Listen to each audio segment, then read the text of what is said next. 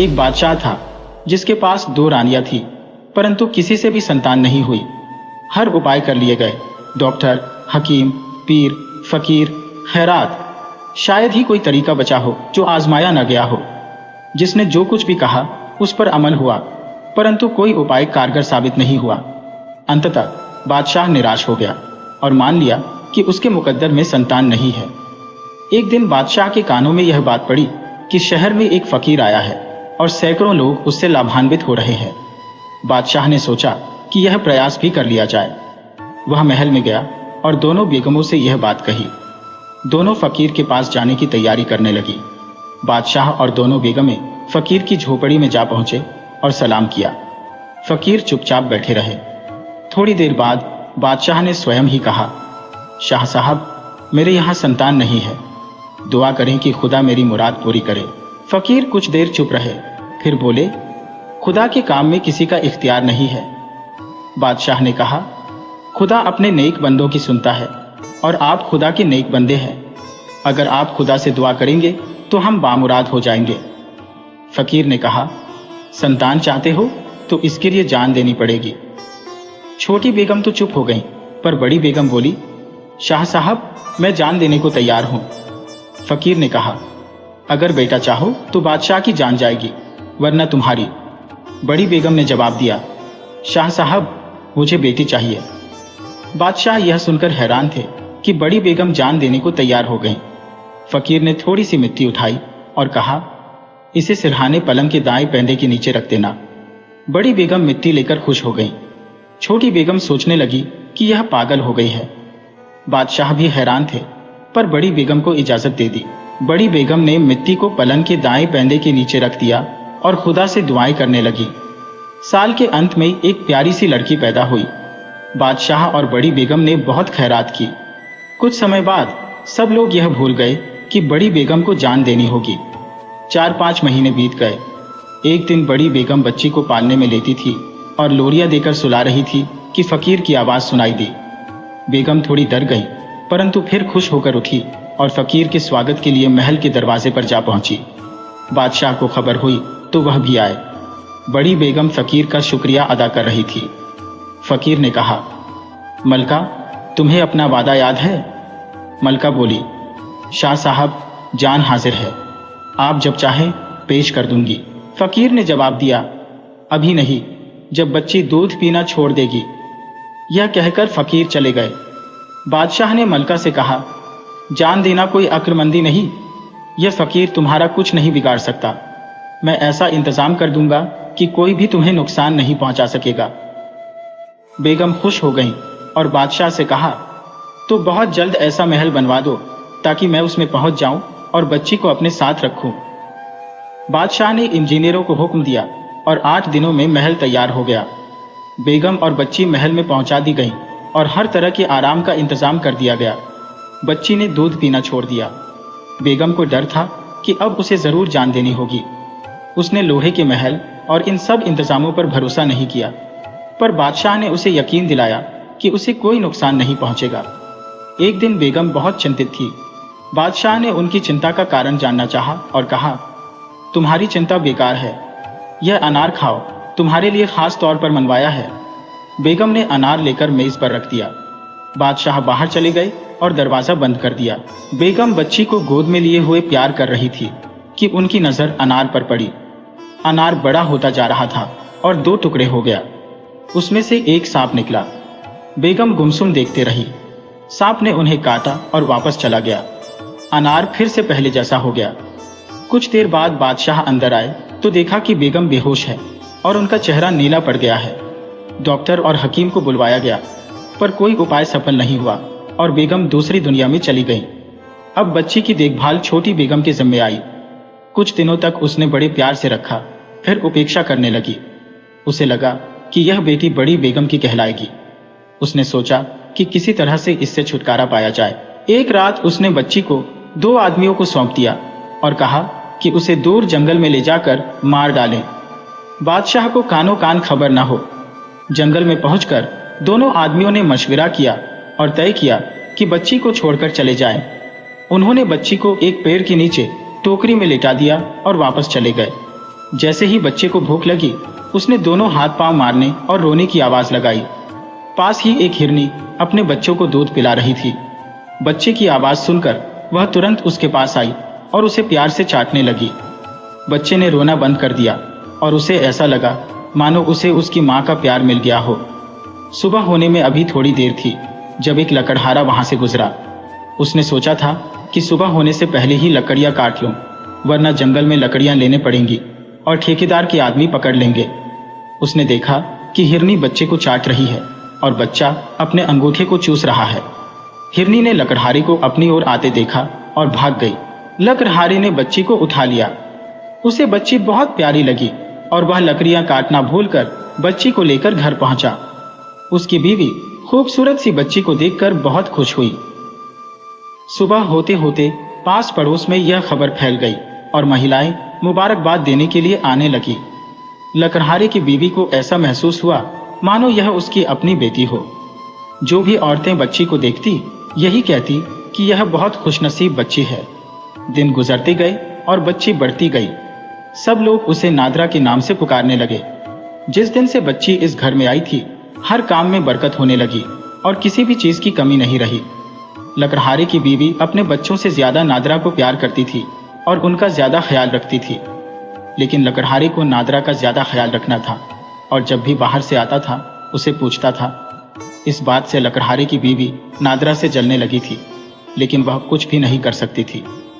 वह लकड़हारे के आगे पीछे चाहे उसे बुरी नजर से देखे, लेकिन लकड़हारे के सामने उसका हौसला नहीं होता कि वह नादरा और अपने बच्चों में फर्क रखे। नादरा 11 साल की हो गई थी और वह नजर के फर्क को महसूस करने लगी थी। एक दिन लकड़हारे की बीवी ने उसे कड़ी नजर से देखा। नादरा को यह तकलीफ हुई और वह तन्हाई में जाकर रोने लगी। रोते रोते वह सो गई और उसने ख्वाब में अपनी माँ को देखा। उसकी माँ उसके आंसू पोंछ रही थी और उसे थपक थपक कर सुलाने की कोशिश कर रही थी। उस दिन लकड़हारा बहुत खुश होकर घर आया और अपनी बीवी को शर्फियों की थैली दी। फिर उसने पूछा, नादरा बेटी कहाँ है? जब से वह इस घर में आई है, इस घर के भाग्य जाग उठे हैं। उसकी बीवी खामोश रही तो लकड़हारा बोला, बताओ मेरी बेटी कहाँ है? मैं खुद जाकर उसे लाता हूँ। लकड़हारे ने देखा कि नादरा सो रही है और उसकी आंखों से आंसू बह रहे हैं। वह तिलमिला उठा और उसने नादरा को जगाया। क्या हुआ बेटी, तुम सोते हुए रो रही थी, कोई तकलीफ तो नहीं है? नादरा ने जवाब दिया, नहीं अब्बा, कोई भी तकलीफ नहीं। मुझे तो कुछ भी मालूम नहीं कि मैं सोते सोते रो रही थी। लकड़हारे ने बहुत प्यार से उसे अपने पास बिठा लिया और कहा, कितनी भोली और मासूम है मेरी बेटी। सभी ने मिलकर खाना खाया और खुश हो गए। ये घर एक नंदनवन बन गया और नादरा को वह अपने सपनों की राजकुमारी मालूम होने लगी। इसी तरह 7 साल और बीत गए और नादरा 18 साल की खूबसूरत लड़की हो गई। एक दिन जब वह जंगल में गायों को चरा रही थी तो वहां से एक शहजादा शिकार खेलने निकला। वह एक हिरन के पीछे घोड़े पर दौड़ रहा था। शहजादे ने नादरा को देखा और वह उसकी ओर मुड़ गया। नादरा ने शहजादे को अपनी ओर देखते हुए कहा, क्या आपको प्यास लगी है? अगर दूध पीना है तो पास ही गाय है, मैं ताजे दूध का इंतजाम कर देती हूँ। पानी तो जरा दूर से लाना पड़ेगा, मेरा घर 1 मील दूर है। अगर पानी ही पीना है तो मेरे साथ मेरे घर चलें। नादरा ने अपनी माँ से कहा, अम्मा, यह मुसाफिर रास्ता भूल गया था और बहुत प्यासा था। मैं इसे अपने साथ ले आई हूँ ताकि इसे पानी पिला दो। घर पहुंचकर नादरा ने अपनी माँ से कहा। लकड़हारे की बीवी ने मुसाफिर को देखा तो उसकी आंखें खुली की खुली रह गईं। वह शहजादा मालूम होता था, बहुत कीमती घोड़े पर सवार था और हीरे जवाहरात से सजी हुई पोशाक पहने हुए था। पगड़ी में कलंगी लगी हुई थी। नादरा ने छाछ का कटोरा भर कर दिया और पूछा, कुछ खाएंगे भी आप? शहजादे ने कहा, नहीं, सिर्फ प्यास है। शहजादा छाछ का कटोरा पीकर रवाना हो गया। शाम को लकड़हारा घर आया तो उसने अपनी बीवी को बहुत खुश पाया। उसने पूछा, आज क्या मिला है जो जमीन पर पाँव नहीं पड़ रहे? पहले तो उसकी बीवी ने टाल मटोल किया, फिर सारी दास्तान सुना दी और कहा, काश इस लड़की से मेरी नादरा की शादी हो जाए, बड़ा खूबसूरत और फरमाबरदार है। लकड़हारा बोला, अल्लाह ने चाहा तो हमें नादरा के लिए अच्छा लड़का मिल ही जाएगा। शहजादा जब महल पहुंचा तो उसे यही चिंता सता रही थी कि किस तरह बादशाह उसकी शादी नादरा से कर दे। बादशाह उसे बहुत प्यार करता था, लेकिन उसे यकीन नहीं था कि बादशाह एक लकड़हारे की बेटी से शादी के लिए मंजूरी देगा। शहजादा अपने दोस्तों से मशवरा कर रहा था, लेकिन कोई हल नहीं निकल रहा था। वजीर ए आजम का बेटा शहजादे का सबसे करीबी दोस्त था। वह शहजादे की परेशानी देख नहीं सकता था। महल में भी खलबली मची हुई थी। शहजादा खाना बहुत कम खाने लगा था और हर वक्त फिक्र में डूबा रहता था। बादशाह को भी उसकी चिंता होने लगी थी। उसने किसी तरह शहजादे से पूछना चाहा, लेकिन शहजादा कुछ भी नहीं कहता था। बादशाह ने उसके दोस्तों से भी पता लगाने की कोशिश की, लेकिन उनसे भी कुछ मालूम नहीं हुआ। वजीर से मशवरे हुए, लेकिन कोई नतीजा नहीं निकला। शाही चिकित्सकों ने भी कुछ नहीं बता सके। एक दिन वजीर के लड़के ने अपने अब्बा जान को सब कुछ बता दिया और कहा कि शहजादे का इसके सिवा कोई और इलाज नहीं है। वजीर भी सोच में पड़ गया कि यह बात किस तरह किसी नतीजे पर पहुंचे। उसने भी कोई और रास्ता नहीं देखा। उसने अपने बेटे से कहा, मुझे इस लकड़हारे के गांव में ले चलो, मैं इसे देखूंगा। मुझे लगता है कि वह लकड़हारे की बेटी नहीं हो सकती, वरना शहजादा इतना ज्यादा असर नहीं लेता। यकीनन कोई ना कोई बात जरूर होगी। आखिरकार वजीर और उसके बेटे ने तय किया कि वे भेष बदलकर लकड़हारे के गांव जाएंगे और सच्चाई जानने की कोशिश करेंगे कि वह लड़की लकड़हारे की है या किसी और की। वजीर को यकीन था कि लड़की को देखकर वह इस नतीजे पर जरूर पहुंच जाएगा कि वह लड़की लकड़हारे की है या नहीं। अगर वह लड़की लकड़हारे की हुई तो उसमें लकड़हारे या उसकी बीवी की कुछ बातें जरूर झलकेंगी। दूसरे दिन बाप बेटा देहाती भेष में लकड़हारे के गांव पहुंचे। जब वे वहां पहुंचे तो शाम रात में तब्दील हो रही थी। वजीर ने एक देहाती से पूछा कि इस गांव में चौपाल कहाँ है। उस देहाती ने बताया कि यहाँ चौपाल नहीं है, क्योंकि यह बहुत छोटा गांव है।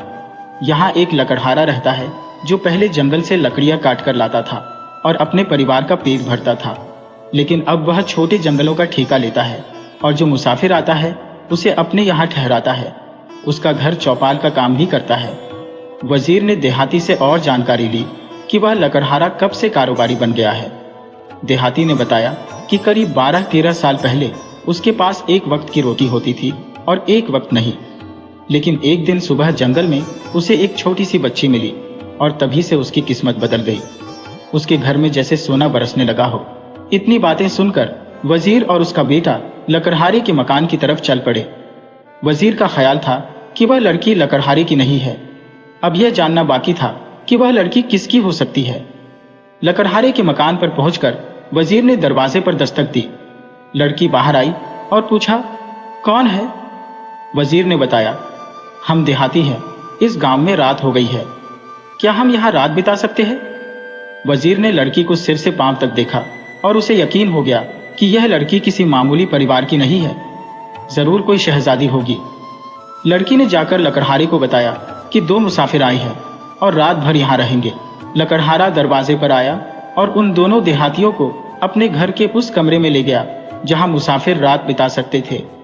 उसने उन्हें वहां बिठाया और अंदर जाकर उनके लिए भरपूर खाना लेकर आया। खाने के बाद बहुत सी बातें हुई। वजीर को कई बातें पता चली, लेकिन वह यह नहीं जान सका कि लड़की जंगल में कैसे आई और उसे कौन छोड़ गया। सुबह होते ही वजीर और उसका बेटा जाने लगे, लेकिन लकड़हारे ने उन्हें नाश्ता करने के बाद ही रुखसत किया। वजीर सोच में डूबा रहा, लेकिन वह ज्यादा कुछ मालूम नहीं कर सका। जब तक सब बातें ठीक से मालूम ना हो जाए, तब तक वह बादशाह से इस मामले में कोई बात नहीं करना चाहता था। बादशाह शायद ही माने, वरना उनकी रियासत की प्रतिष्ठा पर असर पड़ेगा। शहजादा, वजीर, मलका और शहजादे के सारे दोस्त इसी सोच में डूबे हुए थे। एक दिन खबर आई कि रियासत में एक पहुंचा हुआ फकीर आया है। बादशाह ने भी यह खबर सुनी और मलका ने भी। मलका ने बादशाह से कहा कि फकीर से शहजादे का इलाज पूछा जाए। बादशाह ने वजीर ए आजम से मशवरा किया और वजीर को फकीर के पास भेजा। वजीर ए आजम फकीर के पास पहुंचे और चुपचाप बैठ गए। जब बहुत देर हो गई और थोड़े से लोग बचे तो वजीर ने कहा, शाह साहब, मुझे आपसे कुछ पूछना है। फकीर ने कहा, कहो, जो कहना है। वजीर ने निहायत अकीदत से कहा, जब ये लोग चले जाएंगे तब मैं कुछ पूछूंगा। फकीर ने जवाब दिया, ठीक है, तब तक बैठो जब तक सब लोग चले न जाएं। जब सब लोग चले गए और सिर्फ 1-2 आदमी बचे तो वजीर ने कहा, शाह साहब, शहजादे का कोई इलाज कीजिए, उसकी वजह से महल में भी परेशानी है और दरबार में भी। फकीर चुप रहा। जैसे वह शहजादे की परेशानी का जवाब अपनी रूहानी ताकत से मालूम कर रहा हो। करीब आधे घंटे के बाद वह बोला, शहजादे का इलाज हो जाएगा, लेकिन उसे लकड़हारे की लड़की से शादी करनी होगी जो यहाँ से दूर जंगल में रहती है। अगर उसने शादी नहीं की तो उसकी जान को खतरा है। वजीर ए आजम बोला, शाह साहब, ये कैसे हो सकता है कि शहजादा लकड़हारे की लड़की से शादी करे? फकीर ने कहा, हम और कोई बात नहीं बताएंगे, सब बातें वक्त पर मालूम हो जाएंगी। वजीर चुप हो गया और थोड़ी देर बाद आदाब करके चला गया। वजीर दरबार में पहुंचा और बादशाह को सारी बातें बताईं। यह बातें महल में पहुंच गईं और हर तरफ यह जिक्र होने लगा कि शहजादे को हर खतरे से बचाया जाए। मलका ने जोर दिया, वजीर ए आजम ने जोर दिया और अंत में बादशाह मजबूर हो गए। उन्होंने लकड़हारे को पैगाम भेजा। लकड़हारा बहुत खुश हुआ, लेकिन उसने कहा, मैं बादशाह के काबिल नहीं हूं। वजीर ने कहा, तुम इस बात को बादशाह पर छोड़ दो, वह खुद सोचेंगे। शादी की तारीख मुकर्रर हो गई और तैयारियां शुरू हो गईं। बादशाह की तरफ से लकड़हारे को बहुत सी चीजें भिजवा दी गईं ताकि उसे किसी बात की कमी महसूस न हो और सब काम वैसे ही हो जाए जैसे होने चाहिए। जंगल कटवा दिया गया और दूर दूर तक सब्जाजात फैला दिए गए। बहुत ही खूबसूरत कोठियां और छोटे बड़े महल बनवा दिए गए। चंद दिनों में वह इलाका भी एक राजधानी की तरह शानदार हो गया। आखिरकार मुकर्रर रात को शादी हो गई और नादिरा, जो पहले लकड़हारे की बेटी थी और झोपड़ी में रहती थी, अब महल में पहुंच गई। लकड़हारे की एक छोटी सी रियासत हो गई। बादशाह ने वह इलाका अपने असर से उसे दे दिया। नादिरा और शहजादा बहुत खुश हो गए। साल भर के बाद शहजादे का बेटा हुआ और खूब खुशियां मनाई गईं। हर जगह जश्न हुए, बादशाह की रियासत में भी और लकड़हारे की रियासत में भी। जब जश्न मनाए जा रहे थे, उसी वक्त फकीर महल के दरवाजे पर पहुंचा। महल के अंदर सूचना भेजी गई कि फकीर दरवाजे पर खड़ा है। मलका ने बहुत कुछ खैरात के तौर पर भेज दिया, लेकिन फकीर ने लौंडी को वापस भेज दिया और कहा कि मलका और बादशाह से कहो कि मैं इस खैरात का भूखा नहीं हूं। लौंडी ने जाकर मलका को यह बात बताई। मलका बादशाह के पास पहुंची और कहा, एक ऐसा फकीर महल के दरवाजे पर आया है। मेरा ख्याल है कि यह वही होगा जिसने शहजादे की शादी लकड़हारे की लड़की से करने के लिए कहा था। बादशाह को भी यह ख्याल आया और दरबार से वजीर को बुलवाया। सब के सब महल के दरवाजे पर पहुंचे। वजीर ने फकीर को पहचान लिया और अकीदत से उसका स्वागत किया। फकीर को बादशाह और मलका अपने साथ अंदर ले गए और एक बड़े कमरे में ऊंचे से तख्त पर बिठा दिया। फकीर ने कहा, बच्चे को मेरे पास लाओ। मलका खुद गई और बच्चा लाकर फकीर की गोद में डाल दिया। फकीर ने दुआ की और बादशाह से मुखातिब होकर बोला, यह लड़की लकड़हारे की बेटी नहीं है, यह एक बादशाह की शहजादी है। फकीर ने बताया, इसकी 2 बीवियां थी, लेकिन उनकी कोई औलाद नहीं थी। मैंने दुआ की और यह शर्त लगाई कि लड़की चाहोगे तो मलका की जान देनी होगी और अगर लड़का चाहोगे तो बादशाह की जान देनी होगी। बड़ी मलका ने लड़की चाहिए, लेकिन बाद में वह बादशाह के कहने में आकर अपने वादे को भूल गई और बादशाह उसके लिए एक अनार लाया। किसी को पता नहीं था, केवल मलका जानती थी। खुदा के कर्म से मैंने उस अनार से एक सांप निकाला और उसने मलका को डस लिया। मलका मर गई। ये लड़की छोटी मलका की परवरिश में आई, लेकिन उसने उसे एक मुसीबत समझा और कुछ आदमियों को जंगल में मारकर भीख आने के लिए तैयार किया। वे आदमी खुदा के खौफ से डर गए और लड़की को जंगल में जिंदा छोड़ गए। वहां से लकड़हारा इस लड़की को उठा लाया। यह खुदा का हुक्म था। बादशाह, तुम्हें यह बच्चा मुबारक हो और यह होनहार शहजादी जो तुम्हारी बहू बनी है मुबारक हो। फकीर ने बच्चे को प्यार से चूमा और महल से चला गया। जश्न की रौनक दोबारा शुरू हो गई। बादशाह और रियाया दिल से खुशियां मनाने लगे।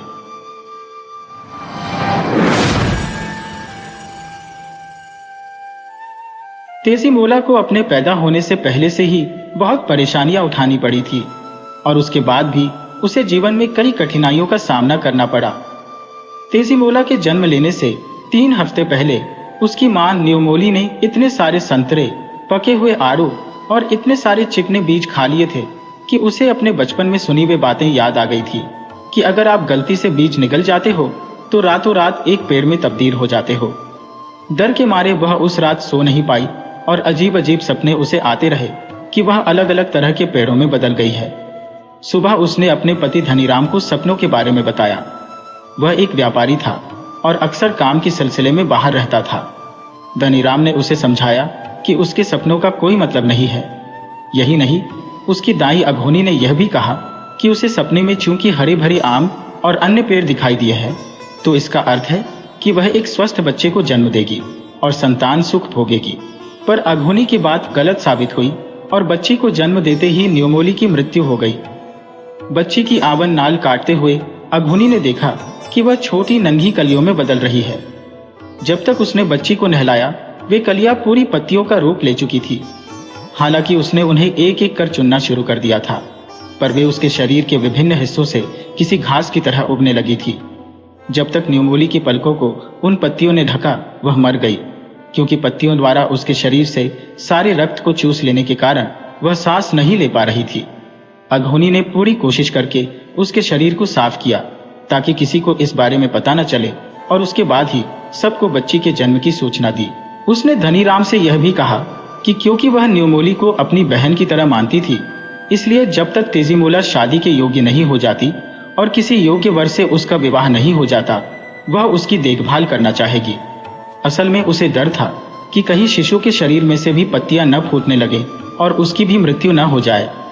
धनीराम ने अपने घर के पिछवाड़े में उसके लिए एक घर बनवा दिया ताकि वह वहां रहते हुए बच्ची की देखभाल कर सके। वैसे भी उसका कोई रिश्तेदार नहीं था। तेजीमोला को सब प्यार से तेजी कहते थे। गांव वालों के जोर देने पर धनीराम ने दूसरा विवाह कर लिया ताकि तेजी को मां का प्यार मिल सके। इस बीच अघोनी तेजीमोला के शरीर से कम 4 बार अलग अलग तरह की पत्तियां निकाल चुकी थी। ऐसा करने के लिए वह कभी उसे हल्दी का लेप लगाती तो कभी सोयाबीन का लेप, ताकि उसे पत्तियां खींचकर निकालनी न पड़े। इस तरह के लेप लगाए जाने की वजह से तेजीमोला के रंग में लगातार निखार आता जा रहा था और उसकी सौतेली मां रमोला उसे देख जहां हैरान रह जाती, वहीं उसे जलन भी होती। उसका खुद का रंग काला था और तेजीमोला न सिर्फ सुंदर थी, वरन उसकी आंखें भी एकदम अंडाकार थी और पलकें घनी थी। पर अघोनी को हमेशा उसकी चिंता सताए रहती थी कि कहीं उसे भी कुछ हो न जाए। 2 हफ्ते पहले लाल गर्दन वाले हरे रंग के तोते ने धनीराम के घर पर, जब वह बाहर अपना सामान बेचने जाने के लिए सामान बांध रहा था, तब गीत गाया था। अघोनी की सोते सोते ही मृत्यु हो गई।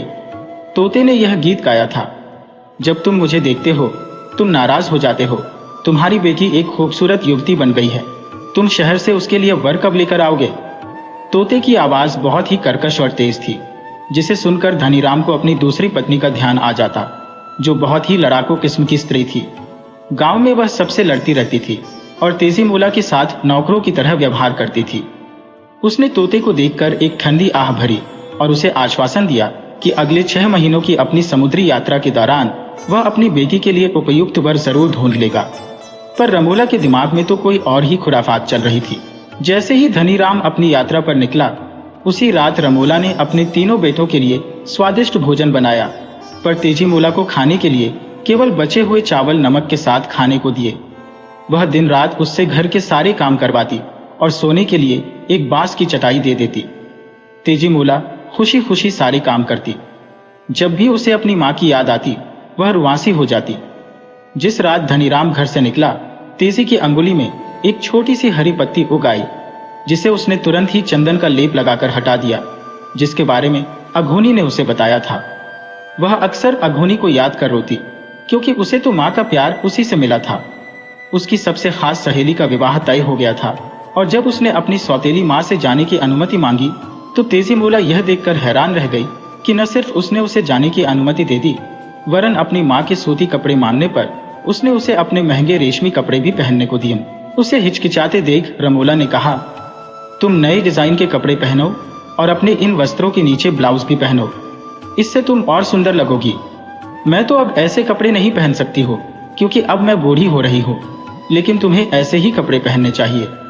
अपनी सहेली के विवाह में तुम खूब सज कर जाओ, पर क्या तुम अकेली वहां जा सकोगी? हाँ, मैं अकेली जा सकती हूँ, सुंदर कपड़ों को देखते हुए तेजीमोला ने खुशी से कहा। पर रमोला तो कुछ और ही सोच रही थी। उसने उन कपड़ों को एक झूठ के थैले में डालते हुए रेशमी वस्त्र की तहों के बीच धीरे धीरे जलने वाला एक अंगार और एक छोटा सा चूहा रख दिया। फाल्गुन का महीना था, ठंडी हवा चल रही थी। सड़क पर लाल रंग के गुड़हल के फूल बिखरे हुए थे। सहेली के घर जाते हुए तेजी मोला को लगा कि जैसे थैले में कुछ हिल रहा है। वह उसे खोलकर देखना चाहती थी, पर उसकी सौतेली माँ ने उसे हिदायत दी थी कि वह विवाह स्थल पर पहुंचकर ही थैला खोले, उससे पहले नहीं, वरना रास्ते की धूल मिट्टी से वस्त्र गंदे हो जाएंगे। माँ के डर से तेजी मोला चुपचाप चलती रही। वह अपनी माँ के गुस्से को जानती थी। उसने अपने प्रति पहली बार जो ममता देखी थी, उसे वह खोना नहीं चाहती थी। वह हर हालत में उसे खुश देखना चाहती थी। उसने और तेज चलना शुरू कर दिया ताकि जल्दी से सहेली के घर पहुंच सके और नहाने के बाद इन वस्त्रों को पहन सके। उसने अपने थैले से धुआं निकलता नहीं देखा। विवाह स्थल पर पहुंचने के बाद जब उसने पहनने के लिए वस्त्रों को निकाला और देखा कि वे जगह जगह से कटे हुए हैं और कहीं कहीं से जल भी गए हैं, तो वह हैरान रह गई।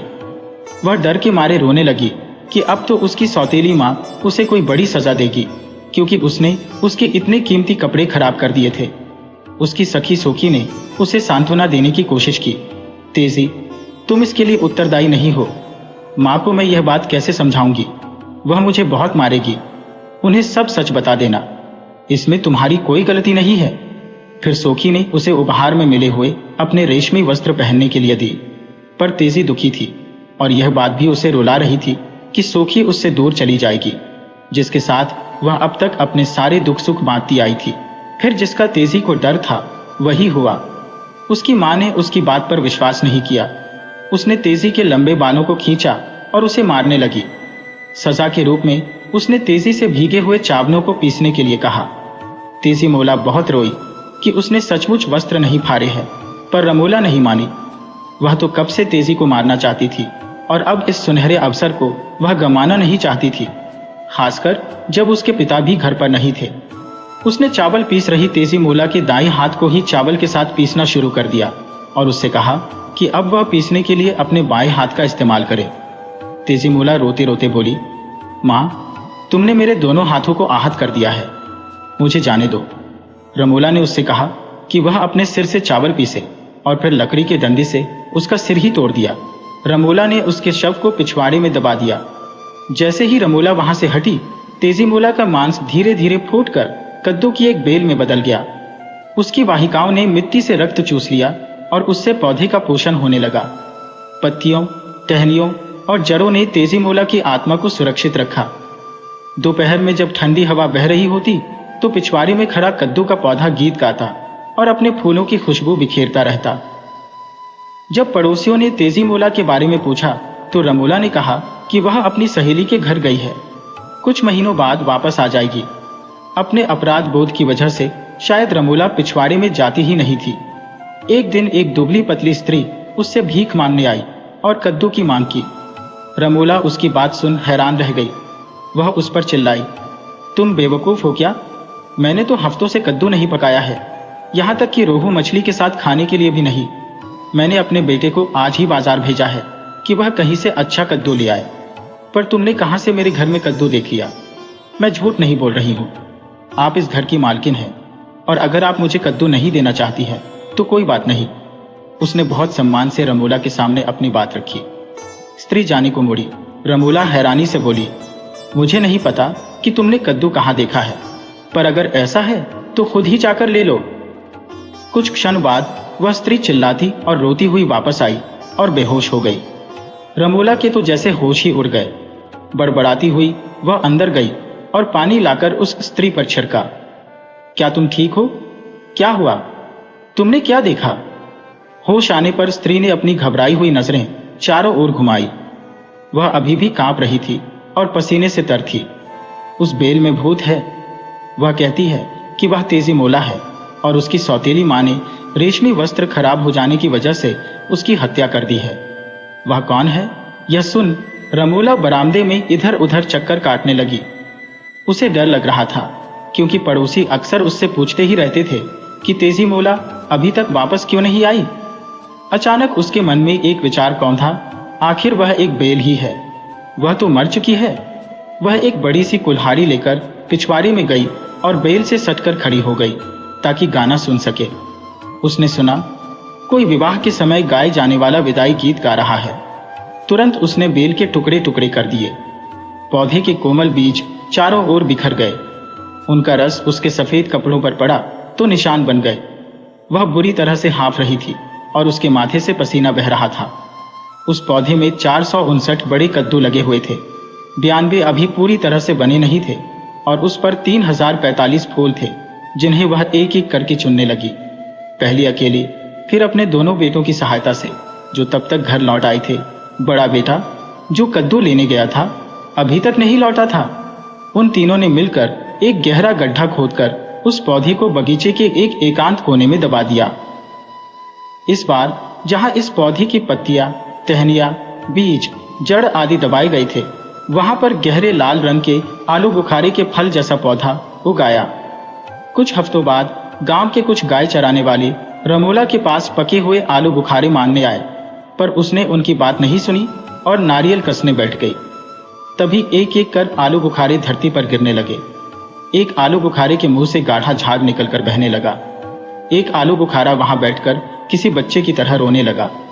फिर उनमें से एक गाने लगा, अपने हाथ फैलाने की हिम्मत मत करना, मैं कोई आलू बुखारे का पेड़ नहीं हूं, मुझे तो रेशमी वस्त्रों की वजह से पीसकर यहां दबा दिया गया है। यह मैं हूं तेजीमोला। जब धनीराम गांव लौटा तब तक शरद ऋतु आ चुकी थी। पके धान के खेत सुनहरी लग रहे थे और एकदम स्वच्छ आकाश का स्वागत कर रहे थे, जिस पर सरसों के खेतों में खिले नन्हे पीले फूलों की तरह करोड़ों तारे टिमटिमा रहे थे। असम के एक सुदूर बसे गांव में उसकी मुलाकात एक व्यक्ति से हुई थी, जो उसे अपनी बेटी के लिए उपयुक्त वर लगा था। मेहनती व बलिष्ठ कद काठी का वह आदमी बड़ों के पैर छूता था, अपनी माँ की बात सुनता था और अपनी दादी की सिलबट्टे पर चूना सहित पान पीसने में मदद करता था। उसमें कोई भी बुरी आदत नहीं थी। वह रोज नहाता था, इसलिए उसका शरीर चमकता रहता था। नाव धनीराम के गांव के करीब पहुंच रही थी। बहते पानी की आवाज पैदा हो रही थी, जो किसी गीत की तरह लग रही थी। वह अपने साथ बहुत तरह का सामान लाया था। तभी उसकी नजर पानी में खिले कमल पर गई। ऐसा कमल उसने अपनी जिंदगी में कभी नहीं देखा था। वह बांस से बनी छतरी जितना बड़ा था। उसने कहा, इसे मैं अपनी बेटी के लिए तोड़ूंगा, क्योंकि मेरी सुंदर बेटी इस तरह का फूल पाने की ही हकदार है। जैसे ही धनीराम उसे तोड़ने के लिए आगे बढ़ा कि तभी वह कमल अपनी दुख भरी कहानी सुनाने लगा, जिसमें वह चूहे, अंगार और अपनी सखी के विवाह की बात कर रहा था। तेजीमोला केवल एक ही बार गा सकती थी, इसलिए उसकी बात पर विश्वास न करते हुए जब वह कमल को उखाड़कर फेंकने देने लगा, तो वह ऐसा न करने की प्रार्थना करने लगी। जब उसे तोड़ा जाने लगा तो अचानक उसने देखा कि उस फूल ने अपनी हथेलियां खोल ली है। उसने एक हाथ में पान का नया पत्ता लिया और दूसरे हाथ में चबाया हुआ पान का पत्ता और बोला, अगर तुम वास्तव में तेजीमोला हो तो तुम चातक पक्षी में बदल जाओगी और मेरे दाएं हाथ में रखे चबाए हुए पान के पत्ते पर चोंच मारोगी। अगर तुम कोई भूत हो जो मुझे छलने की कोशिश कर रहा है, तो तुम मेरे बाएं हाथ में रखे ताजे पान के पत्ते पर चोंच मारोगी। मेरे आदेश का पालन करने में दैवी शक्तियां तुम्हारी मदद करेंगी। हवा अचानक बहते बहते रुक गई। ऐसा लगा कि कमल सांस ले रहा है। जब दोपहर को वह घर पहुंचा तो साथ में पिंजरे में एक चातक पक्षी भी उसके साथ था। रमोला ने उसके बारे में कोई जिज्ञासा नहीं दिखाई। धनीराम ने जब तेजीमोला के बारे में पूछा तो वह जोर जोर से रोने लगी और बोली कि जब वह अपनी सहेली के विवाह में गई थी तो वहीं से एक आदमी के साथ भाग गई। उसने शर्म के मारे यह बात किसी को नहीं बताई है। उसके तीनों बेटों ने कहा कि उन्होंने तेजीमोला को जगह जगह ढूंढा, पर वह कहीं नहीं मिली। यह सुन धनीराम एक लाल बॉर्डर वाला वस्त्र लेकर पिंजरे के पास गया और तेजीमोला से कहा, अब मैं तुम्हें आदेश देता हूं कि तुम अपने असली रूप में आओ और इस वस्त्र को पहनो। धनीराम ने रमोला को उसके बेटों सहित घर से निकाल दिया। 1 महीने बाद गांव वाले ऐसी भव्य शादी में शामिल हुए जिसकी उन्होंने कभी कल्पना तक नहीं की थी। रमोला को उसके बाद किसी ने नहीं देखा। हालांकि गांव के बाहरी हिस्से में रहते हुए तीनों बेटे तेजीमोला के खिलाफ कोई न कोई षड्यंत्र रचते रहे, पर कभी सफल नहीं हुए। तेजीमोला अपने पति के साथ सुखमय जीवन व्यतीत करती रही।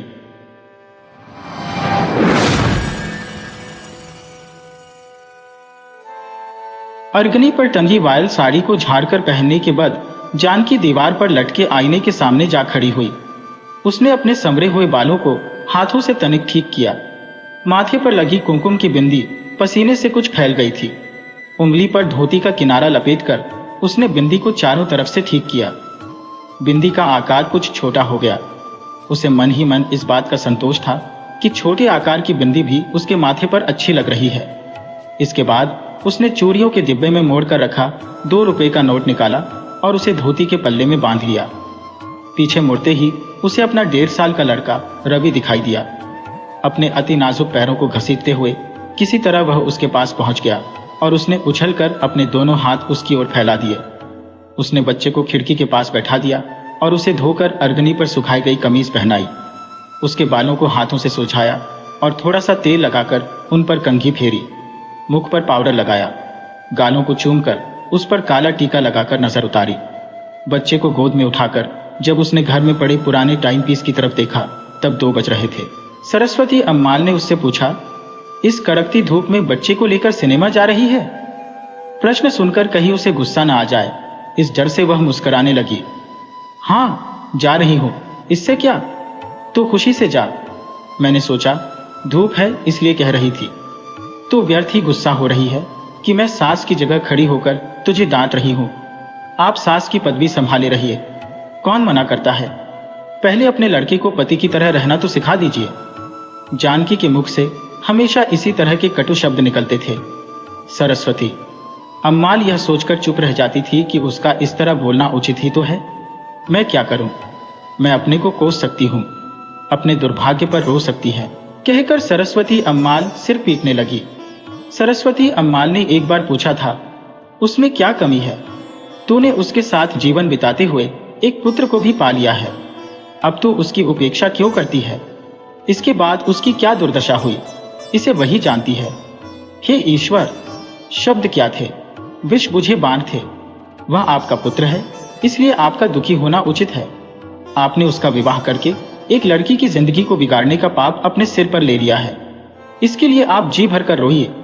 आ बेटा, हम चलते हैं, कहकर जानकी ने बच्चे को उठाया और चल पड़ी। सरस्वती अम्मल ने कुछ कहना चाहा, कुछ भी हो, पति से एक बार, परंतु वह कुछ कह न सकी। शायद जानकी को भी इस बात का ध्यान आ गया था। वह मन ही मन बड़बड़ाई, बड़ा आया महापुरुष कहीं का, और चुपचाप गली की ओर बढ़ गई। सरस्वती अम्माल द्वार पर खड़ी हुई उसे जाते हुए देख रही थी। मई की कड़कती धूप में आग की समान धधकती हुई तारकोल की सड़क पर बच्चे को गोद में लिए हुए वह नंगे पांव जा रही है। क्या उसमें सिनेमा देखने की इच्छा इतनी बलवती है? कभी कभी उस पर इस तरह का पागलपन सवार हो जाता था। उसकी दशा किसी अंगहीन, अभावग्रस्त या बीमार व्यक्ति के समान हो जाया करती थी। अपने मनोभावों को किसी न किसी रूप में व्यक्त करके ही वह शांत होती थी। जानकी के जीवन में एक बहुत बड़ा अभाव था। वह अभाव क्या था? जानकी की दृष्टि से ओझल होने तक सरस्वती अम्माल द्वार पर खड़ी रही। एक दीर्घ निश्वास लेकर जैसे ही वह कमरे में प्रविष्ट हुई, उसकी दृष्टि दीवार पर टंगी जानकी और अपने पुत्र शिवसामी की विवाह के समय ली गई तस्वीर पर पड़ी। शिवसामी उसका अपना लड़का था, परंतु विवाह के समय ली गई उसकी उस तस्वीर को देख वह विशेष प्रसन्न नहीं हुई। सौंदर्य की प्रतिमा जानकी के बगल में खड़ा नाटे कद का, ऊंचाई में कठिनाई से ही जानकी के कंधे तक पहुंचने वाला, आंखें जैसे बाहर को निकली हुई, दांत मुंह से बाहर झांकते हुए पागलों के समान मुस्कुराता हुआ वह व्यक्ति कितना कुरूप था। बेचारी जानकी, विवाह से पहले उसने कैसे कैसे सपने संजोए होंगे। भीतर ही भीतर बनकर नष्ट हुए कितने मनोराज्यों के खंडहरों का भार ढोती हुई वह उसकी बगल में खड़ी हुई होगी। मैं पापिन हूँ, महापापिन हूँ। मैंने अपने बेटे के लिए इस सुंदर बच्ची के जीवन को नष्ट कर दिया। यह सोचकर सरस्वती अम्माल ने आंचल से अपने आंसू पोंछ लिए। शिवसामी की पत्नी को देखकर नगर के सभी लोग चकित थे। नगर के छोटे छोटे बच्चे भी शिवसामी को मात्र उसका नाम लेकर नहीं पुकारते थे। वह उसे मूर्ख शिवसामी, पागल शिवसामी, काना शिवसामी, जापानी शिवसामी आदि नामों से पुकारते थे। इसे सुनकर सरस्वती अम्माल का मात्र हृदय पीड़ा से छटपटा उठता था। इतने कुरूप शिवसामी का अत्यंत सुंदर किंतु निर्धन कन्या जानकी से विवाह कराकर सरस्वती अम्माल पहले तो बहुत खुश हुई कि उसने नगर के सभी लोगों से बदला ले लिया है, परंतु बहुत शीघ्र ही वह जान गई कि उससे भयंकर भूल हो गई है। अब वह अपने अपराध के विषय में निरंतर सोचती हुई आंसू बहाने लगी। शिवसामी क्रूप और मूर्ख ही नहीं अपितु अत्यंत क्रोधी और उद्दंड स्वभाव का है। अपने अनुभव के बल पर इस बात को अच्छी तरह जान लेने के बाद जानकी को अपना जीवन नरकवत लगने लगा। उसने कई बार आत्महत्या करने का विचार भी किया। ऐसे अवसरों पर सरस्वती अम्माल के प्रेम और सहानुभूतिपूर्ण शब्दों ने ही उसे जीवित रहने की प्रेरणा दी थी। उसके गर्भ से उत्पन्न रवि ने भी उसे निरंतर जीवित रहने की प्रेरणा दी। पुत्र के जन्म के बाद जानकी के स्वभाव में अहंकार और जिद्दीपन का समावेश हो गया। उसे लगता था कि उसने अपने सोने जीवन के अंधकार को दूर करने के लिए स्वयं ही एक दीपक को खोज लिया है। उसके जीवन में जो अभाव थे, जिनका उसने मन ही मन अनुभव किया था और जिसे दूसरे व्यक्ति भी अनुभव द्वारा ही जान सकते थे, बदला लेने के लिए उसने सबकी उपेक्षा करना आरंभ किया, पति की भी। उसने इसकी ओर कभी ध्यान नहीं दिया था, अतः इसके उपेक्षापूर्ण व्यवहार का परिचय उसे कहाँ मिल सकता था। वह तो सोचता था कि कभी कभी पत्नी पर अधिकार जमाना ही पुरुष का लक्षण है। ऐसे अवसरों पर जानकी बिना थके हुए उस पर कटु शब्दों की वर्षा करती थी। शिवसामी उसके अंतर्मन से निकलते हुए उन शब्दों को सुना अनसुना कर देता था। उसे बराबर यही लगता था कि वह उसका विरोध कर रही है, अतः वह क्रोध में आकर उसे पीटने लगता। और तब जानकी सरस्वती अम्माल को देखकर चिल्ला उठती थी, यही सब कुछ देखने के लिए ही तो आपने अपने प्यारे बेटे का ब्याह रचाया था। देखिए, जी भरकर देखिए। सरस्वती अम्माल मन ही मन कह उठती थी, इसका कहना ठीक है, इसका कहना ठीक है। इनकी लड़ाई के खत्म हो जाने तक वह घर के किसी कोने में जा बैठती थी। घर में लड़ाई झगड़े की यह नौबत कभी कभार ही आती थी। प्रायः शिवसामी पागलों के समान बकता रहता था और घर के लोग उसकी ओर कोई ध्यान नहीं देते थे। शिवसामी के दफ्तर से लौटते ही उसके घर के बरामदे में ताश खेलने वालों की मंडली जम जाती थी। शिवसामी के सभी मित्र दूसरी गलियों में रहते थे। उनमें एक था रामभद्रन। वह शिवसामी के दफ्तर में काम करता था। उसका घर ताम्रम में था। वह जब भी आता था बेसुध होकर ताश खेलता था। आखिरी इलेक्ट्रिक ट्रेन के छूटने में केवल 10 मिनट बाकी है, इस तरह की सूचना पाकर ही वह उठता था और ताश के खेल की सभा समाप्त होती थी। 8 बजते ही जानकी बिना किसी की प्रतीक्षा किए खाना खाकर बच्चे को अपने से चिपटाकर सो जाती थी। सरस्वती अम्माल अपने बेटे की प्रतीक्षा में देहरी पर सर रखकर अर्ध निंद्रा में पड़ी रहती थी। शिवसामी 11:15 बज गए। माँ के इन शब्दों को सुनकर ही वह उठकर आता था। अपने दोस्तों को विदा कर जब वह खाना खाने बैठता था तब भी इस प्रकार बड़बड़ाता रहता था, माँ, मैंने त्रुप से उसके पान के नहले को काटकर बड़ी गलती की, परंतु मैं क्या करता। मेरे पास पान को छोड़ बाकी रंग के ही पत्ते थे, हुकुम के छोटे पत्ते थे, अतः हुकुम की बारी आने पर भी सर मुझे नहीं मिलता। त्रुप भी एक था, नहीं काटता तो क्या करता। मुझे कहाँ पता था कि वह गुलाम फेंकेगा। इसी से मैं बाजी हार गया। अम्मा, फोटो को इतने ध्यान से क्यों देख रही हो? क्या तुम सोच रही हो कि तुम्हारा बेटा फिर एक बार बारात सजाकर जाएगा? मैं भी यही चाहता हूं। खैर, इस समय कॉफी ला दोगी? 4 कप कॉफी चाहिए। शब्दों को सुनते ही सरस्वती अम्माल ने पीछे मुड़कर देखा। बरामदे में ताश मंडली जमी हुई थी। उसने पुत्र की विनोदपूर्ण बातों की ओर कोई ध्यान नहीं दिया। वह एकाएक बोल उठी, ओहो, तो आज शनिवार है, अभी कॉफी लाती हूं। दूध वाला अभी तक नहीं आया, बस आता ही होगा। ऐसा कहकर मुंह बनाते हुए सरस्वती अम्माल रसोई घर की ओर चल पड़ी। जानकी कहाँ है? सिनेमा देखने गई है। किससे पूछकर गई है? किससे पूछकर जाती? मुझसे पूछकर गई है। देख रहा हूं कि उसकी उद्दंडता दिन पर दिन बढ़ती जा रही है। इतनी कड़कती धूप में उस लूले लड़के को लेकर गई है। आने दे उसे। शिवसामी गुर्राने लगा। क्यों भाई, इसमें गलती क्या है? घर में तो हवा भी नहीं है। इस घोर दोपहरी में घर में पड़े सड़ने से अच्छा यही है कि तू बाहर घूमा। ये कहकर मैंने ही उसे बाहर भेजा है। अच्छा, वह कहीं जाकर मरे, मुझे क्या? कहकर शिवसामी ताज की गड्डी और 2 चटाइयां लेकर बरामदे की ओर चला गया। बरामदे की ओर से एक आवाज आई, क्यों रे, रामभद्रन को क्या हुआ? वह आज यहां क्यों नहीं आया? खेलने के लिए हम 4 लोग काफी हैं। जो यहां नहीं है उसकी चिंता क्यों करें? तू पत्ते बांट। शिवसामी ने ताश के पत्ते बांट दिए और खेल शुरू हो गया। क्या सिनेमा में ही जोड़ी ठीक बैठती है? वे दोनों कितने खुशी से नाचते गाते जा रहे थे। क्या यह सब सिनेमा में ही संभव है? बच्चे को गोद में लिए चलती जानकी का स्पर्श करती हुई एक रेशमी साड़ी आगे बढ़ गई। जानकी ने सिर उठाकर देखा, सामने एक युवा जोड़ा दिखाई पड़ा।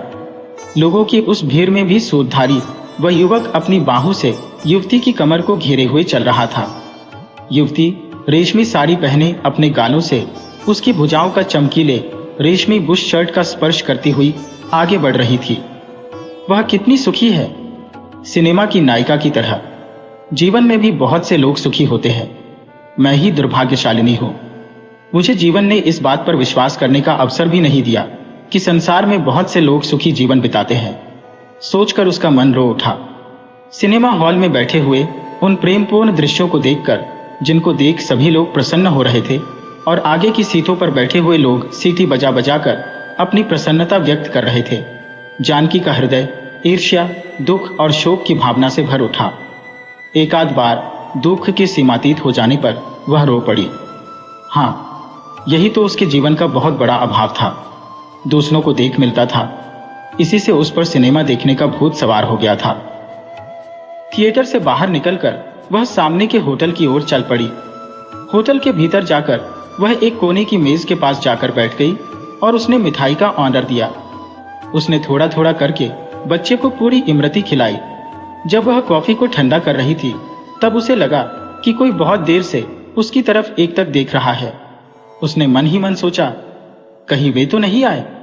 दृष्टि उठाते ही उसे सामने रामभद्रन बैठा दिखाई दिया। इसकी सूरत तो जानी पहचानी लगती है। यह सोच उसने उसे गौर से देखा। कुछ देर बाद उसे याद आया कि वह उसके पति के साथ ताश खेलने के लिए आने वालों में से है। रामभद्रन उसे देख मुस्कुराया। जानकी भी मुस्कुरा दी। उसने आज पहली बार रामभद्रन को गौर से देखा था। वह कितना सुंदर है, सभ्य है। जानकी के सौंदर्य और बुद्धिमानी की प्रशंसा रामभद्रन बहुत दिनों से करता आ रहा था। हाथ धोने के लिए उठते ही वह उसकी मेज के पास आ गया और अत्यंत परिचित व्यक्ति के समान पूछने लगा, क्या सिनेमा देखने जा रही हो? नहीं, देखकर लौट रही हो। क्यों भाई, सिनेमा देखा? इस तरह बच्चे को संबोधित करते हुए उसने बच्चे को मेज पर खड़ा किया। बच्चे के दोनों पैर मुड़ गए। यह खड़ा क्यों नहीं होता? पता नहीं क्यों, 1.5 साल का हो गया है, अब भी खड़ा नहीं हो पाता है। उसे दवाई, टॉनिक आदि बराबर दे रहे हैं। शरीर में शायद किसी चीज की कमी है। इसके पिता तो इसे लोला कहकर ही पुकारते हैं। आप घबराइए नहीं, 6 महीने में ही यह चलने लगेगा। इसका शरीर कमजोर है। वह मूर्ख इसे लोला कहता है। भैया, अब यदि तेरे पिता तुझे लोला कहें तो तू कहना कि मैं तेरी तरह लोला नहीं हूं। क्यों, ठीक है ना? बच्चे को इस तरह समझाकर रामभद्रन जानकी की ओर देखकर हंसने लगा। जानकी के हृदय में कोई बात चुभ सी गई, परंतु हंसकर उसे टाल दिया। बैरे ने बिल लाकर मेज पर रख दिया। जानकी ने उसे उठाने के लिए हाथ बढ़ाया। तभी मैं पैसे दिए देता हूं, कहकर रामभद्रन ने भी बिल की ओर हाथ बढ़ा दिया। अचानक ही दोनों के हाथ एक दूसरे से टकरा गए। बड़ी तेजी से दोनों ने अपने हाथों को पीछे कर लिया। इस बीच मेज पर पड़ा बिल उड़कर नीचे गिर पड़ा। रामभद्रन ने उसे उठा लिया। क्षण भर के लिए जानकी का मुख लज्जा से लाल हो गया। इतनी जल्दी वे दोनों एक दूसरे के इतने निकट कैसे आ गए? इस बात पर चकित होते हुए और उसकी ओर देख मुस्कुराते हुए उसने बच्चे को गोदी में उठा लिया। होटल से बाहर आने तक उसके मुख की लालिमा मिटी नहीं। पीछे से रामभद्रन की आवाज सुनाई दी, आप चिंता क्यों करती हैं? आप प्रतिदिन समुद्र के किनारे जाकर कमर तक गहरे रेत के गड्ढे में बच्चे को सिर्फ 1 घंटे के लिए खड़ा करके देखिए। 1 महीने में ही वह चलने लगेगा। ऐसी बात है? हाँ, आप चाहें तो ऐसा करके देखिए। क्या आप इस समय घर जा रही हैं? अभी जाकर। क्यों बेटा, समुद्र के किनारे चलेगा? बच्चे को पुचकारते हुए रामभद्रन ने जानकी की ओर देखा। पहले उसने सोचा कि उसे मना कर दो, लेकिन उसकी बातों में, उसकी आवाज में, उसकी मुस्कान में एक आकर्षण था, सुख देने की शक्ति थी। बेटा आओ, समुद्र तट पर चलें, कहकर वह उसके साथ चल दी। 6 बज चुके थे। अभी धूप कम नहीं हुई थी। एक नौका की छाह में कमर तक गहरे रेत के गड्ढे में रवि को खड़ा करके जानकी और रामभद्रन एक दूसरे के सामने मौन बैठे हुए थे। जानकी को रह रहकर रोना आ रहा था, पर पुरुष के सामने वह रो भी नहीं सकती थी। रामभद्रन भी कुछ सोचता हुआ शून्य दृष्टि से आकाश की ओर देख रहा था। वह बीच बीच में लंबी सांसें छोड़ रहा था तथा माथा खुजला रहा था। अरे हाँ, आज तो शनिवार है, आपकी दफ्तर से सीधे घर जाने की इच्छा नहीं हुई? जानकी ने पूछा। 2 दिन से परेशान हूं, न तो घर गया और न ही दफ्तर। हाय, ऐसा क्यों? क्या पत्नी घर में नहीं है? कहकर जानकी हंस पड़ी। कहीं जाकर मर जाती तो चैन से रहता। वह दुष्य जीवित रहकर मेरी जान खा रही है। उसे गाली क्यों दे रही है? उसे एक दिन हमारे घर लेकर आइए ना। हे ईश्वर, तू मेरी परीक्षा क्यों ले रहा है? कहकर उसने अपना सिर पीट लिया। क्या हम आपकी पत्नी के दर्शन नहीं कर सकते? क्या आपको डर है कि हम उसे आपकी ताश की बाजियों के बारे में बता देंगे? आप मत घबराइए, हम उसे कुछ भी नहीं बताएंगे, कहकर जानकी हंस पड़ी। यदि आप उसे अवश्य देखना चाहती हैं तो एक काम कीजिए, अपने पति शिवसामी को साड़ी पहनाकर देख लीजिए। साक्षात मेरी श्रीमती जी का रूप दिखाई देगा। हाय रे मेरे दुर्भाग्य, हाय रे मेरे दुर्भाग्य। जानकी एक क्षण जड़वत खड़ी रही। आपने उससे शादी क्यों की? यह सब नियति का खेल है। उसके पिता ने ही मुझे पढ़ाया लिखाया था। उसके पास अपार संपत्ति थी। यह लड़की उसकी एकमात्र उत्तराधिकारिणी थी। कोई बात नहीं, आपको किसी तरह का संतोष तो है? वह और भी कुछ कहना चाहती थी, परंतु दांतों से जीभ दबाकर चुप हो गई। कहिए, जो कुछ कहना चाहती है कहिए, मैं बुरा नहीं मानूंगा। नहीं, कुछ नहीं, आप अवश्य ही अपनी बात छिपा रही है। आप जो चाहे कह सकती है। आप शायद कहना चाहती है कि हम दोनों की स्थिति बिल्कुल एक सी है। जब मैं पहली बार आपके घर आया था तब आपको देखते ही मेरा मन रो उठा था। मुझे लगा कि आपकी स्थिति मेरे समान ही है। यही तो शायद आप भी कहना चाहती थी। हाँ, नहीं, मेरी स्थिति तो आपसे भी बदतर है। आप पुरुष हैं और मैं स्त्री। आपने तो उपकार का बदला चुकाने के लिए भविष्य में मिलने वाले धन का ध्यान करके यह काम किया, परंतु मुझे क्या मिला? मैं इस तरह का कष्ट क्यों झेल रही हूं? जानकी की जबान लड़खड़ा रही थी। उसका एक शब्द स्पष्ट सुनाई पड़ता था तो दूसरा भावों के भार से दब जाता था। इसके बाद दोनों रेत पर रेखाएं खींचते हुए मौन बैठे रहे। दोनों मन ही मन अपने अपने जीवन चित्र में अपने पास खड़ी आकृति को मिटाकर उसके स्थान पर सामने बैठी आकृति को फिट करके देख रहे थे। जानकी ने पिक्चर में नायक नायिका की जो जोड़ी देखी थी उससे कहीं अधिक सुंदर और भव्य जोड़ी उसे दिखाई दी। रामभद्रन ने उससे पूछा, आपकी आयु क्या है? 24 साल। आपकी? 27 साल। कहकर रामभद्रन ने गहरी सांस ली। जानकी भीतर ही भीतर गहरी सांसें ले रही थी। दोनों बहुत देर तक मौन बैठे हुए रेत में लकीरें खींचते हुए जैसे मन में चल रही भावनाओं के संघर्ष को व्यक्त कर रहे थे। सहसा जानकी खिलखिलाकर हंस पड़ी। क्षण भर के लिए रामभद्रन भय से कांप उठा। हंसते हुए जानकी बोली, देखिए, हमारा जीवन कितने अनोखे ढंग से बदल गया है। आप जो ताश का खेल खेलते हैं, बिल्कुल उसी खेल की तरह। वह कैसे? यदि आपके पास वे सभी पत्ते हो जिनकी आपको जरूरत है और मेरे पास वे सभी पत्ते हो जिनकी मुझे जरूरत है, तो खेल कैसे चलेगा? जानकी, तुम कितने सुंदर ढंग से बातें कर रही हो। यदि वे ऐसा कहते तो? यह सोच जानकी मन ही मन प्रसन्न हुई। जानकी पुकारते हुए वह उसके पास आ गया। आंखों से आंसू बहाते हुए भर्राए स्वर में वह बोला, हम दोनों भी ताश के पत्ते हैं। खेलने वाले शिवसामी और लक्ष्मी है। परस्पर एक दूसरे से ताश के पत्तों को बदल लेना ही तो खेल है। जानकी, तू बुद्धिमती है। मेरे शब्दों का अर्थ समझ रही है ना? जानकी के नेत्र मुंह से गए थे। वह उस काल्पनिक सुख में मग्न हो अपने को लगभग भुला चुकी थी। तभी उसके बेटे रवि ने रामभद्रन का कोट पकड़कर तोतली वाणी में कहा, अप्पा। जानकी ने आंखें खोलकर बच्चे को, अपने आप को और चारों तरफ के वातावरण को ध्यान से देखा। वह तेरे अप्पा नहीं है बेटे, मामा जी हैं। अप्पा घर में तेरा इंतजार करते होंगे। आ, घर चलें। कहकर उसने रेत के गड्ढे में खड़े अपने बच्चे को उठाकर छाती से लगा लिया। आपकी बात मुझे बिल्कुल ठीक लग रही है। यदि मैं 1 महीने तक बच्चे को रेत के गड्ढे में खड़ा करूंगी तो यह अवश्य ही चलने लगेगा। कल से मैं उन्हें भी यहां ले आऊंगी। आजकल वह ताश के पीछे पागल हो रहे हैं। कहकर जानकी उठ खड़ी हुई। रामभद्रन की समझ में कुछ नहीं आया। वह चुपचाप उसके पीछे चलने लगा। सहसा उसने उसके पास आकर धीरे से पूछा, क्या आप मुझसे नाराज हैं? आपसे नाराज होने का मुझे अधिकार कहाँ है? अरे हाँ, मैंने आपको ताश के खेल के बारे में पूरी बात नहीं बताई। आपने कहा था कि खेलने वाले मेरे पति और आपकी पत्नी है। वस्तुतः आपकी यह बात गलत है। वे भी हमारी तरह ताश के पत्ते हैं। हाँ, आप कह सकते हैं कि उनका कोई पॉइंट नहीं है। खेलने वाला मनुष्य नहीं, ईश्वर है।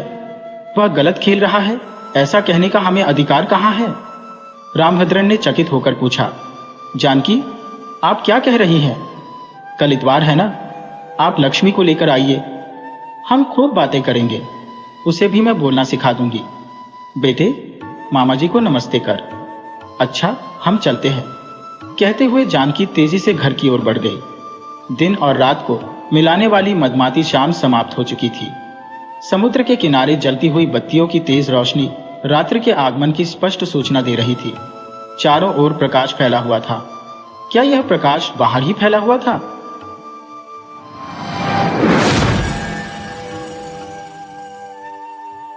मैं लगभग दौड़ती भागती सड़क पार कर ऑफिस में दाखिल हुई और आधी खुले लिफ्ट के दरवाजे से अंदर घुसकर 5वें नंबर बटन को दबाया। लिफ्ट में और कोई नहीं था। नीचे की मंजिल से 5वीं मंजिल तक लिफ्ट में जाते समय मैं अकेले में खूब रोई। ऑफिस के बाथरूम और कभी कभी लिफ्ट के अकेलेपन में ही मैंने रोने की जगह को खोजा है। इसके अलावा रोने के लिए मुझे एकांत समय और जगह नहीं मिलता। 5वीं मंजिल पर पहुंचकर देखा तो ऑफिस के लोग काम में लगे हुए थे। मेरे ऊपर की अधिकारी कल्पना मैम ने मुझे खा जाने वाली निगाहों से देखा और कहने लगी, हमेशा की तरह लेट। सॉरी कल्पना मैम, बोलकर मैं अपनी जगह पर जाकर पर्स को रख तुरंत बाथरूम गई ताकि और थोड़ी देर रोकर चेहरे को पोंछ सकूं। सुबह उठते समय ही मीनू का शरीर गर्म था। मीनू ने अपनी 2 साल की उम्र में सिर्फ 2 ही जगह देखी है, एक घर, दूसरी बच्चों के डॉक्टर सीतारामन का क्लिनिक।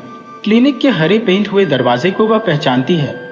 उसके पास जाते ही मीनू जो रोना शुरू करती तो पूरे 1 घंटे तक डॉक्टर का इंतजार करते समय वह लगातार रोती रहती है। डॉक्टर जब उसे जांचते तो हाथों से उछलती और जोर जोर से रोती और वापस बाहर आने के बाद ही चुप होती। डॉक्टर ने बताया था कि बच्ची को थोड़ा सा प्राइमरी कॉम्प्लेक्स है, इसलिए महीने में 1-2 बार उसे खांसी, जुकाम या बुखार आ जाता है। आज भी मैं ऑटो पकड़कर डॉक्टर के पास जाकर कराई और सासू माँ को मीनू को देने वाली दवाओं के बारे में बताया। फिर जल्दी से बाथरूम में घुसकर 2 मग पानी डाल, साड़ी पहन, चेहरे पर क्रीम लगा और जल्दी जल्दी नाश्ता निपटाकर रवाना होते समय एक नजर बच्ची को देखा। तेज बुखार में बच्ची का चेहरा लाल था। मुझे साड़ी पहनते देख वह फिर से रोना शुरू कर दी। उसके हिसाब से मम्मी नाइटी पहने रहेगी तो घर में रहेगी, साड़ी पहनेगी तो बाहर जाएगी। मम्मी मत जाओ कहकर वह मेरे पैरों में लिपट गई। उसे किसी तरह मनाकर ऑफिस जाने के लिए बस पकड़ी। क्यों, बच्ची की तबीयत ठीक नहीं है क्या? ऐना बोली। लंच के समय में घर फोन कर बच्ची के बारे में पूछा तो बोला, अभी कुछ ठीक है। थोकी तसल्ली के साथ मैंने खाना शुरू किया। ऐना, रोजाना ऑफिस जाने के लिए साड़ी पहनते समय जब मत जाओ मम्मी कहकर मीनू रोती है तो उसकी वह आवाज मेरे कानों में हमेशा आती रहती है। दीपा, तुम्हारे पति तो अच्छी नौकरी में है, अब तुम चुपचाप घर में रहो, तुमको शांति नहीं है। बच्ची परेशान होती है। तुम्हारा पति इसके लिए राजी नहीं होगा क्या? ऐना की आवाज में सच और स्नेह का भाव था। वह आदमी नाटककार है ऐना। नौकरी छोड़ने की बात करना शुरू करो तो बस यही कहता है कि तुम्हारा फैसला है, तुम कुछ भी करो, मैं इसके बीच में नहीं आऊंगा। तुम्हें खुश रहना चाहिए बस। मैं इस सॉफ्टवेयर कंपनी में हूं, कब नौकरी चली जाएगी नहीं कह सकते। बाजार ठीक ठाक रहा तो सब ठीक, मंदी में कंपनी में कब तालाबंदी हो जाए कह नहीं सकते। तुम्हारी सैलरी से थोड़ी राहत मिलती है। इस बार किसी से भी सलाह मत लो, अभी 2 दिन में बोनस मिलेगा। चुपचाप रुपयों को लेकर तुरंत इस्तीफा दे दो। ऐना बोली। मैंने अपने कंप्यूटर पर एक्सेल शीट में जो भी रिकॉर्ड भरना था भरा। सीधे व आड़े दोनों तरफ से टोटल सब सही है या नहीं मैंने मिलान किया। फिर रिपोर्ट पर लेटर तैयार किया। सेक्शन चीफ कल्पना को और एक कल्पना के उच्च अधिकारी को एक प्रति भेज दिया। इस बार मैं बिना रोए, बिना जल्दबाजी किए कार्यालय से बाहर आ गई।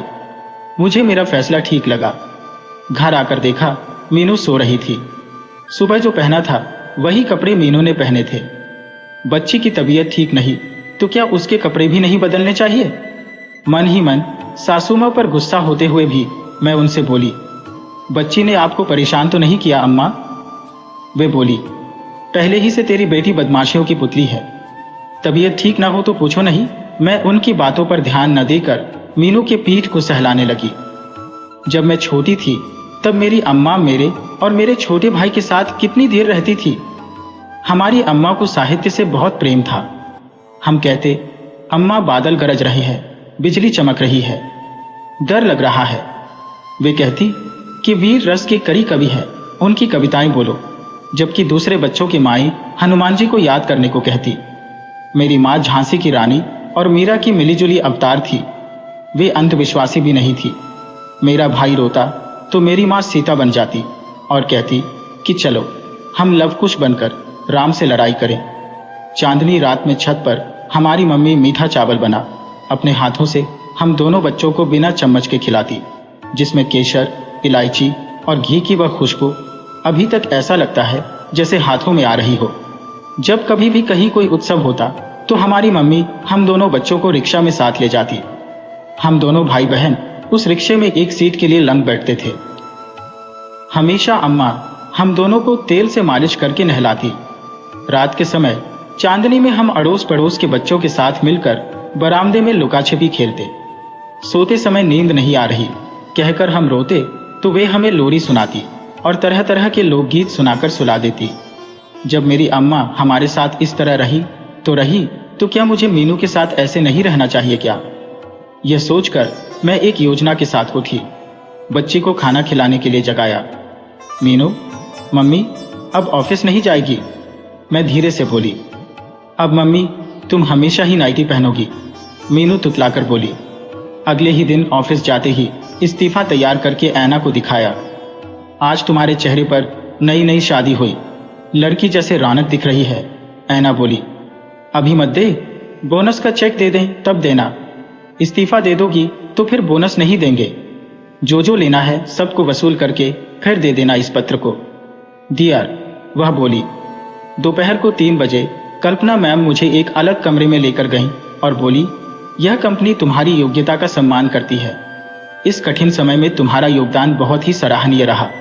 सबको ठीक से समझकर उन लोगों की योग्यता के अनुसार कंपनी ने तुम्हें भी प्रमोशन दिया है। ये लो प्रमोशन लेटर। उस लेटर को देख मैंने एक बार फिर पढ़ा।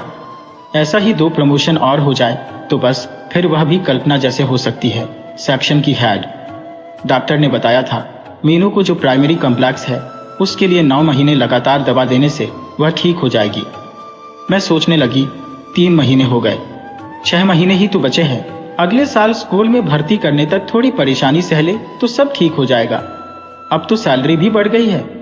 सासू माँ की मदद के लिए एक काम वाली को रख दे तो सब ठीक हो जाएगा। मेरे पति जो कहते हैं कि सॉफ्टवेयर कंपनी का भविष्य का कुछ पता नहीं, तो फायदा इसी में है कि अभी कमाए तो ही कल मीनू के भविष्य के लिए अच्छे दिन होंगे। मैं अचानक से वर्तमान में लौटी और बोली, धन्यवाद कल्पना मैम, मैंने इसकी कल्पना नहीं की थी। वे बोली, दीपा, कल तुमने जो बढ़िया रिपोर्ट तैयार किया उसे और विस्तृत करना होगा। आज ही बॉस को भेजना है। हो जाएगा? हाँ ठीक है कल्पना मैम, मैं बोली। मैंने घर पर फोन कर दिया कि लेट हो जाऊंगी।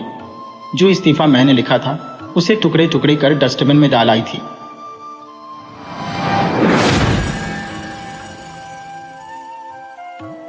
मैं प्राथमिक कक्षा में पढ़ता था, तब से मेरी मम्मी पापा ने अपने अलग अलग विचार मुझ पर थोपना शुरू कर दिए। उन दोनों में से किसी ने भी नहीं सोचा कि मैं क्या बनना चाहता हूँ। मुझे हमेशा कहानी व कविता पढ़ने में रुचि रही। मुझे हमेशा लगा मैं गलत हूँ। मुझे मम्मी की बात माननी चाहिए कि पापा की। कभी मुझे लगता पापा सही तो कभी लगता कि मम्मी सही। दोनों की बात एक साथ मान नहीं सकता ना। मैं क्या करूँ? मेरे मन की बात का क्या? उसे कैसे मानूं? अपने मन को महसूस कर मम्मी की बात मान लेता तो पापा नाराज होते। उन्हें खुश करना चाहूं तो मम्मी नाराज होती। मैं आपको बताना भूल गया, मेरी मम्मी की आवाज़ बहुत ही मधुर है। वह बहुत अच्छा गाती भी है, पर उन्हें गायन की शिक्षा नहीं मिल सकी। उनका जन्म गरीब परिवार में हुआ। वे 4 भाई बहन थे। उनके परिवार में सिर्फ उनके पापा ही एकमात्र कमाने वाले थे। तब उन्हें खाना पीना व पढ़ाई के ही लाले पड़े थे। वहां उनको गाने की तालीम कौन दिलाता? अब मम्मी चाहती है कि मैं तो ऑफिस में नौकरी करती हो, वो मेरा एक ही बेटा है, इसे गायन की तालीम दिलाऊं। मुझे गाना अच्छा लगता है, किसे गाना अच्छा नहीं लगता? क्या मैं औरंगजेब हूँ जो गाने से नफरत करता हूँ? पर पढ़ाई में भी मेरी रुचि है। मैं शौक के लिए गाना तो चाहता हूँ, पर सारे दिन उसी के लिए व्यतीत करना मुझे मंजूर नहीं। रही पापा की बात, तो वह मुझे विज्ञान विषय पढ़ने पर जोर देते हैं ताकि डॉक्टर बनो। अभी से ही तुम्हारी रुचि विज्ञान पर होनी चाहिए। गाना वाना बंद करो, पापा कहते हैं। क्या कोई मेरी भी बात सुनेगा? स्कूल की टीचर मैम मुझे बहुत चाहती है। वे कहती है कि तुम्हें बोलने की बड़ी खूबी है, तुम भाषण व वाद विवाद प्रतियोगिता में भाग लो। मुझे खेलना कूदना अच्छा लगता है। हमारे टी आई सर भी कहते हैं तुम्हारा बॉडी स्ट्रक्चर भी खिलाड़ी जैसे है, तुम खेल कंपटीशन में भाग लो। हे ईश्वर, मैं क्या करूं? मुझे क्या पसंद है, मेरी क्या इच्छा है, यह तो कोई भी नहीं पूछता। सब मुझसे अपनी अपनी उम्मीदों को पूरा कराना चाहते हैं। मेरी मम्मी मुझे सुबह 4:30 बजे उठाकर रियाज करने को कहती है। पापा कहते हैं सुबह ब्रह्म मुहूर्त का समय पढ़ने का है बेटा, विज्ञान के फार्मूले याद करो। गणित के लिए सुबह का समय फ्रेश रहता है। मुझे जगाकर मेरे मम्मी पापा सो जाते हैं। मैं सोचता हूँ कि मैं क्या करूँ। मुझे लगता है कि सुबह सुबह ताज़ी हवा में दौड़ लगाऊं। कभी कभी तो पापा परमिशन दे देते हैं जब पापा अकेले होते हैं और मम्मी बाहर गई होती है। तब आपको मैं क्या बताऊं, मुझे बहुत सुकून मिलता है। मुझे ऐसा लगता है कि मुझे दुनिया भर की खुशी मिल गई। वह सारा दिन मैं तरोताज़ा रहता हूँ। सबसे बात करने की, हंसी मजाक करने की, पूरे दिन गुनगुनाने की इच्छा होती है। मेरी रियाज करने की भी इच्छा होती। मेरा मन पढ़ने में भी लगता है। टीचर की हर बात को मानने का मेरा मन करता है, पर मम्मी को यह बात कैसे समझा सकता हूँ? उन्हें यह बात समझ क्यों नहीं आती? वैसे एक बात मेरी समझ में नहीं आती, पापा बड़े हैं और बड़ी कंपनी में CIO होने के बावजूद भी वे मम्मी को समझाकर कोई फैसला क्यों नहीं ले पाते? मेरी मम्मी भी बड़ी कंपनी में काम करती है, वह भी अपने कार्यस्थल पर बड़े फैसले लेती है। रोज न्यूज़पेपर में उनके काम की तारीफ होती है, पर पता नहीं क्यों दोनों मिलकर मेरे लिए मेरी रुचि के अनुसार एक ही फैसला भी नहीं कर पाते। क्या उन्हें मेरी बात समझ नहीं आती? उन्हें मेरे लिए सोचना व फैसला लेना बहुत बड़ा कठिन काम लगता है। वे इस मामले में मेरी मदद भी तो ले सकते हैं, मुझसे मेरी इच्छा पूछ भी तो सकते हैं ना। मैं मंद बुद्धि नहीं हूं। मेरी होशियारी व अंक की सब तारीफ करते हैं। जाने क्या बात है, मेरे मम्मी पापा मुझे क्यों नहीं समझ पाते? मेरे मन के मुताबिक फैसला क्यों नहीं लेते? ऐसी बात नहीं कि मम्मी पापा मुझे नहीं चाहते। मेरे लिए खूब खिलौने एक से एक महंगे खरीद कर लाते हैं, पर वे भी मेरे रुचि के अनुरूप नहीं। जो उन्हें पसंद आता है वही लाते हैं। मुझे कोई बताए, क्या वे खिलौने से खेलेंगे? मुझे ही तो खेलना है, फिर क्या बात है? मेरी छोटी सी अक्ल में ये बात नहीं आती। वे कहते हैं तुझे नहीं पता है ये खिलौने कितने महंगे हैं। कितने भी महंगा हो क्या फर्क पड़ता है? मैं शाम को अपने बराबर के बच्चों के साथ खेल नहीं सकता। शाम को रानी आंटी के साथ खिलौने से बरामदे में ही खेलो, ये कोई बात है? रानी आंटी कहती है थक गए हो बच्चे, स्कूल से पढ़कर आए हो, खाना खाकर सो जाओ, फिर आपको पढ़ाने के लिए टीचर आएंगी। मैं तो थका ही नहीं। मुझे लगता है रानी आंटी थक जाती है, वह चाहती है कि मैं सोऊंगा तो वह भी सो जाएंगी। मुझे लगता है ठीक है, मैं सो जाता हूं ताकि आंटी को आराम मिले, पर यहां भी मेरी इच्छा पूरी नहीं हुई। सोकर उठूंगा तो टीचर आ जाती है पढ़ाने, वह भी वही पढ़ाती है जो उन्हें पढ़ाना हो। मैं मेरे हम उम्र बच्चों के साथ कब खेलूं? रानी आंटी कहती है अब शाम हो रही है, बाहर मच्छर हो जाते हैं, उसके काटते तुम बीमार हो जाओगे।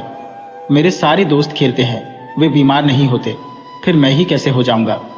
रानी आंटी का बेटा तो खेलता है, वह मुझे भी खेलने बुलाता है, पर आंटी नहीं खेलने देती। मैं रोज सोचता हूँ किसी दिन मम्मी पापा दोनों शाम को जल्दी आ जाए तो मेरी समस्या उनके सामने रखो, पर ऐसा कभी होता ही नहीं है। कभी हो भी जाए जैसे दोनों जल्दी आ गए तो मैं उनके पास जाऊं और बोलूं, उसके पहले ही दोनों मुझ पर अपनी अपनी बातें थोपने लगते हैं। उन्हें अक्सर पार्टियों में भी जाना होता है। पार्टियां तो देर रात तक चलती है, तब मुझे तो आंटी के बदले रामू काका के साथ रात गुजारनी पड़ती है।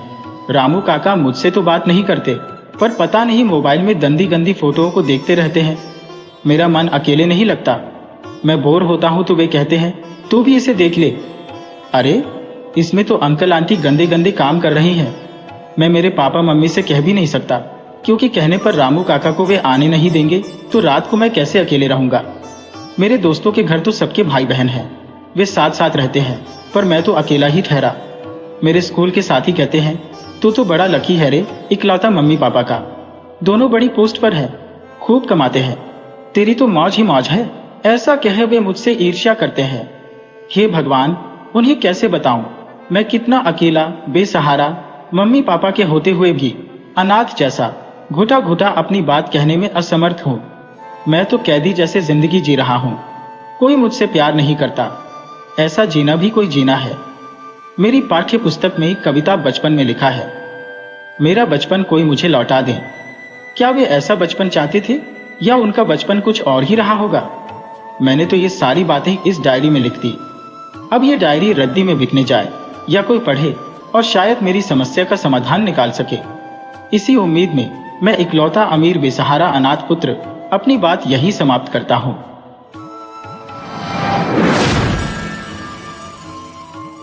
वीडियो अच्छी लगे हो तो इसे लाइक करें और ऐसी ही मज़ेदार कहानियों के लिए चैनल को सब्सक्राइब करें और बेल आइकन दबाएं। ज़्यादा से ज़्यादा अपने दोस्तों को शेयर करें। धन्यवाद।